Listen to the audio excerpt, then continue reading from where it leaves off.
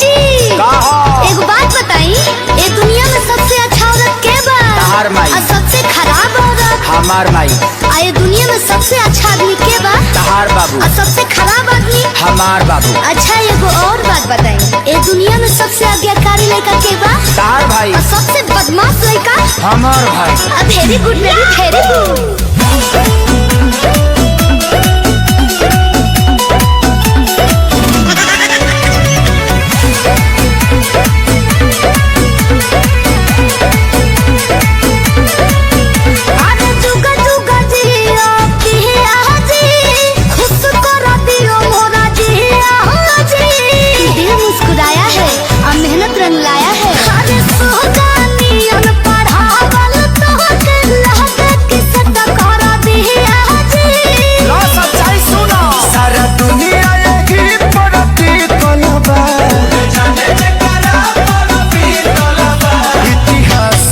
पाना में लिखल बा मेहरा रूस के हो नदी तरवा। इतिहास के पाना में लिखल बा मेहरा रूस के हो नदी तरवा।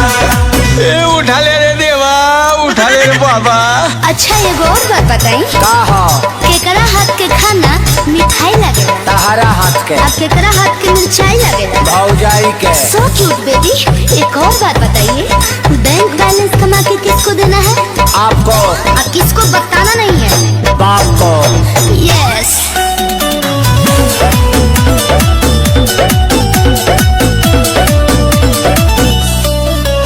हाँ कल जुग के है सच्चाई बाहो। चुप रहले में सब कर भलाई बाहो।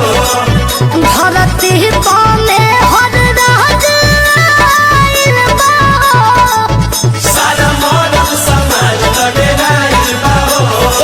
तू लोग का बोलता हो? चुपचाप रहो लो।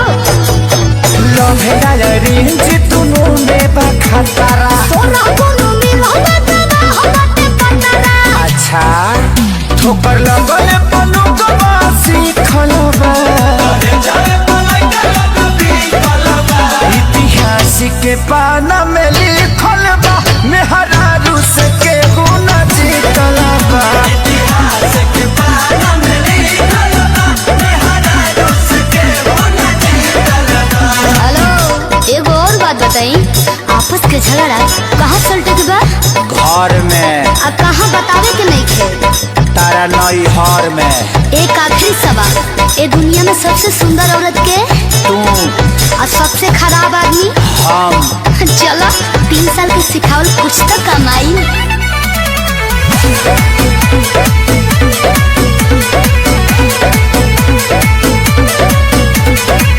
सब कर इंजान भइल सीज बाहो। चीज के मरीज बाहो। तो 5 लाख भूले तू भइल लीज बाहो। बोल जान खोलो भौजी प्लीज बाहो। हटिए तो बात मत करी मेरे से। का है?